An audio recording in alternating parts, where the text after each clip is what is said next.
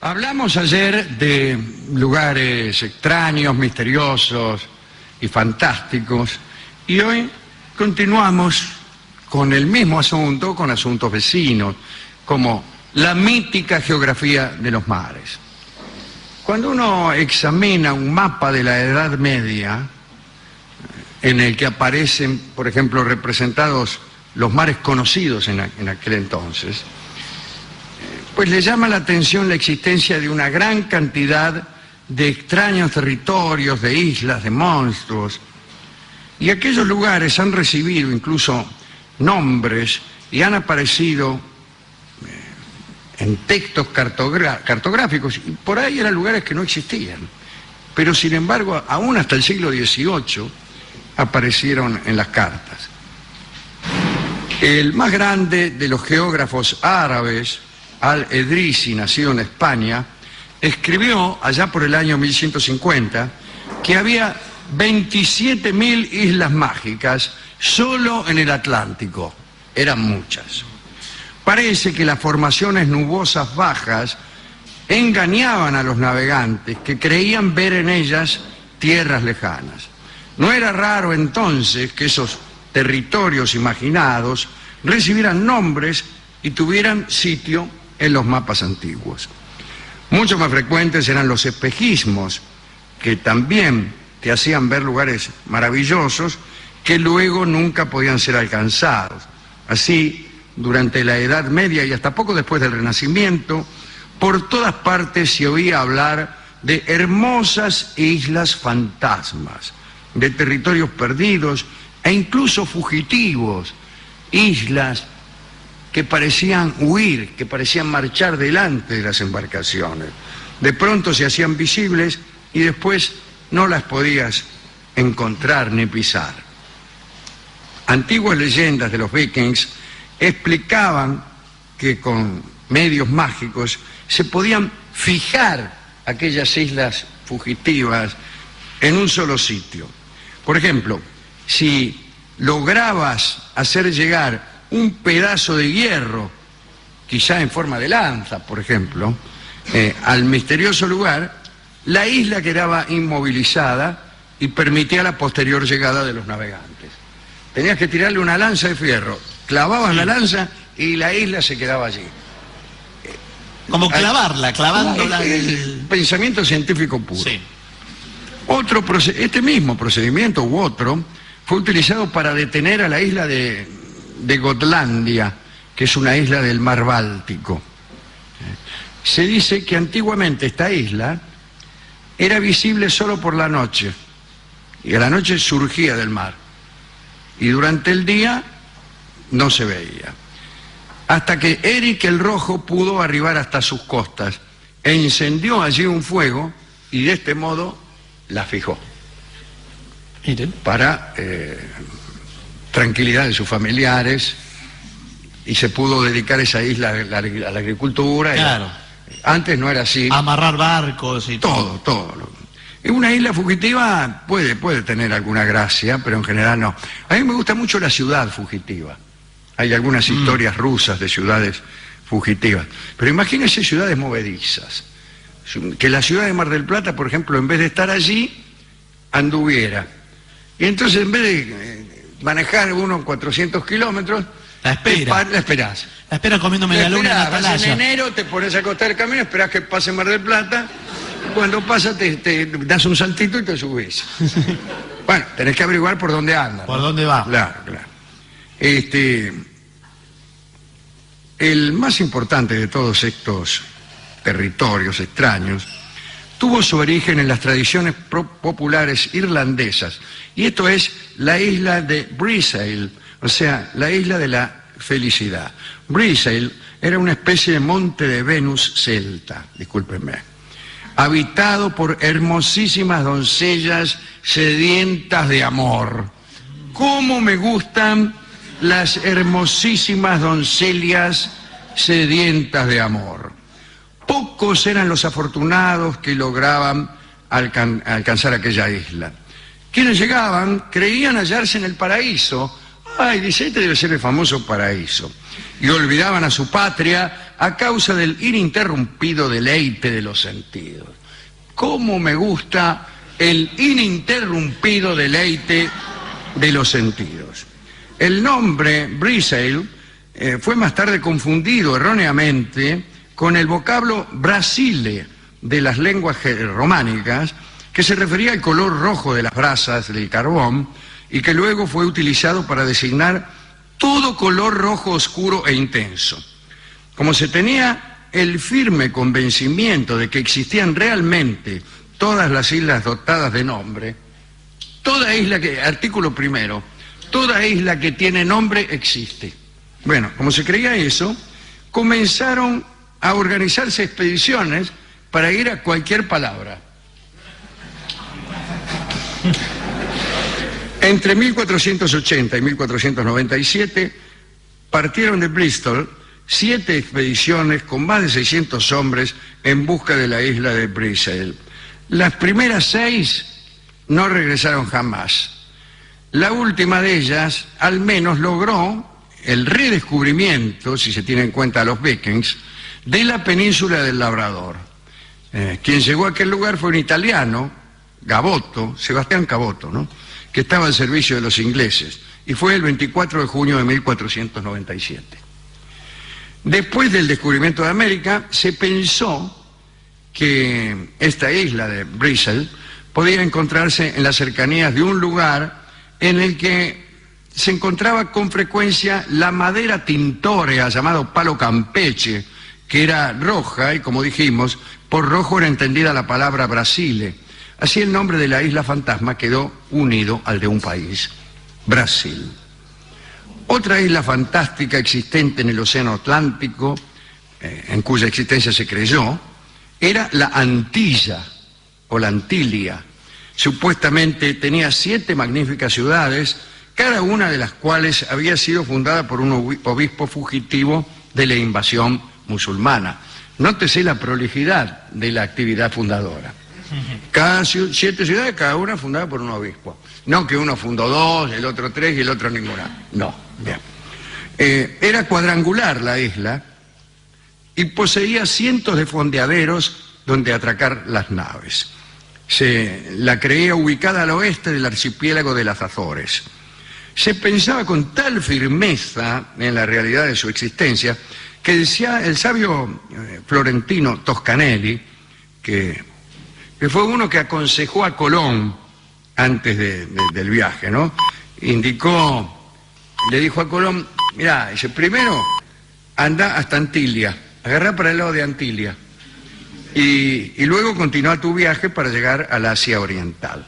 Y fue así como al llegar las primeras expediciones a la América Central, creyeron que habían arribado a la isla fantástica, y de ahí el nombre de las actuales Antillas. Hay que decir que en los mapas que se utilizaban en los viajes previos a la conquista, se escribía la temperatura del agua. Todo eso era producto de la siguiente superstición.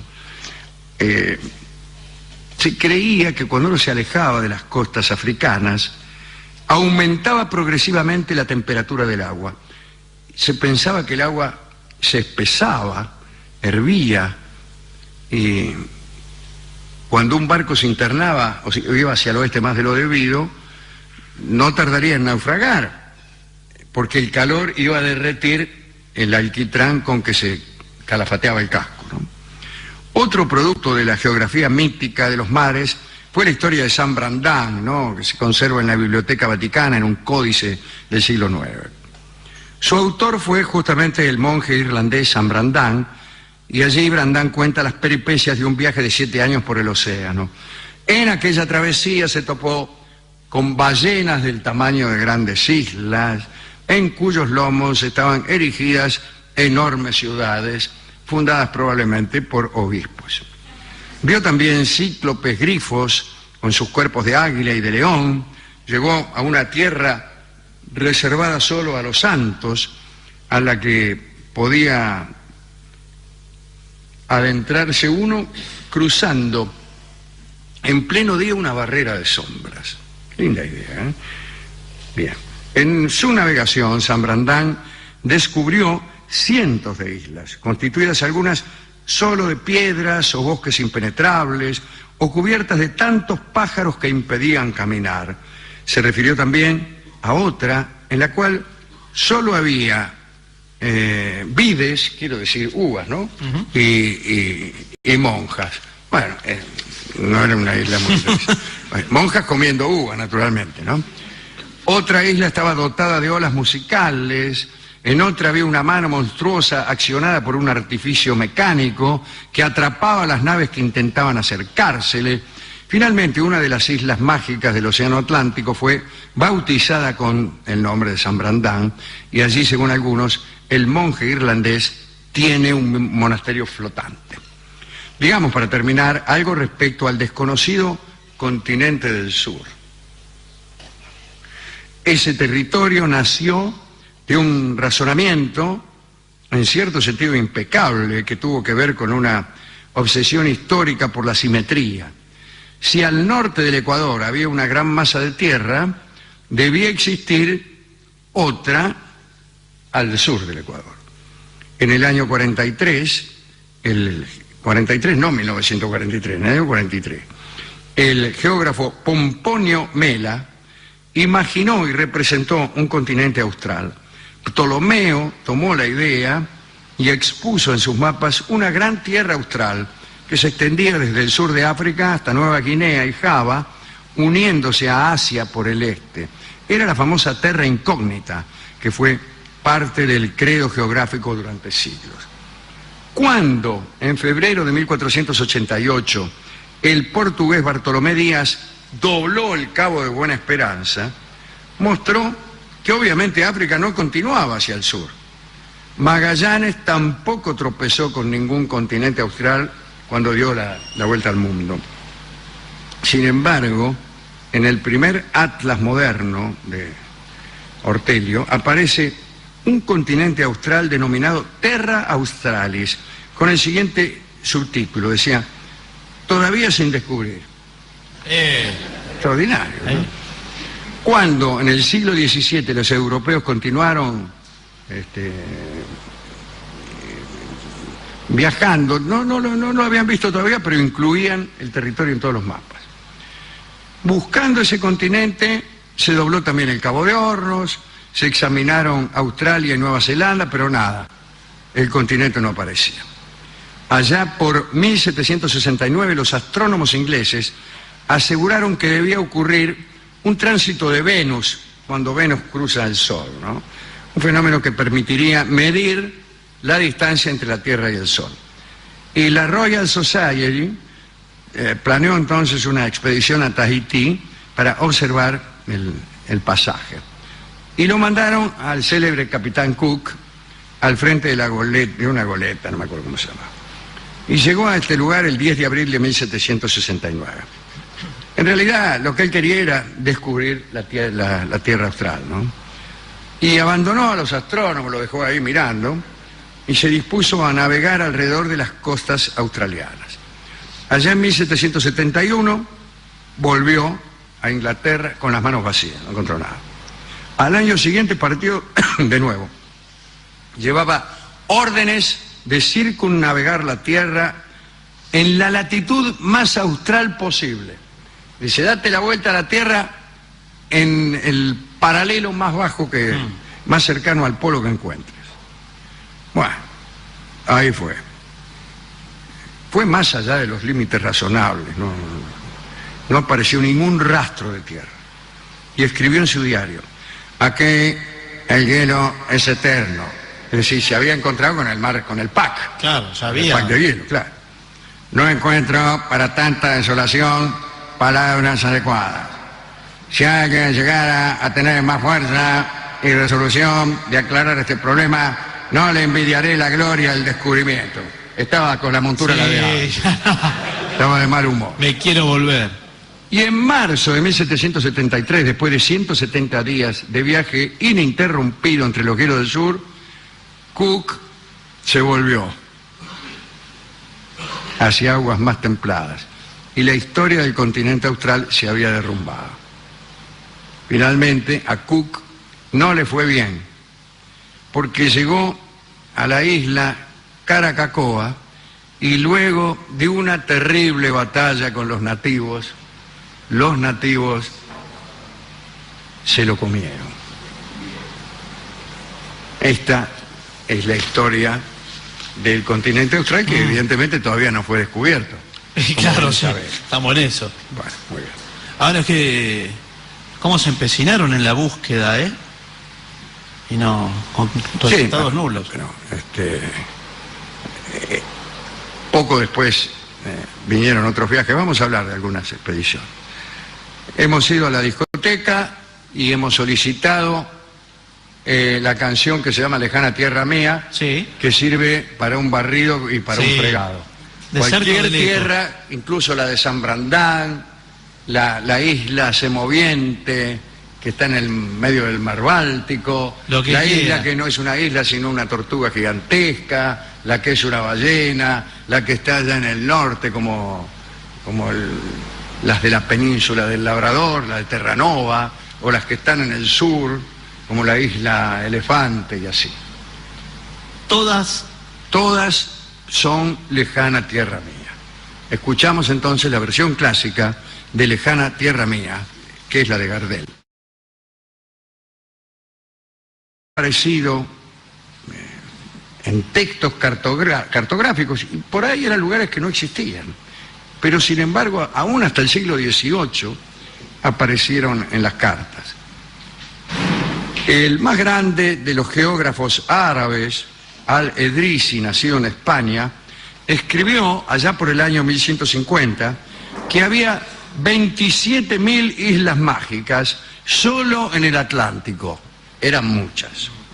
Parece que las formaciones nubosas bajas engañaban a los navegantes, que creían ver en ellas tierras lejanas.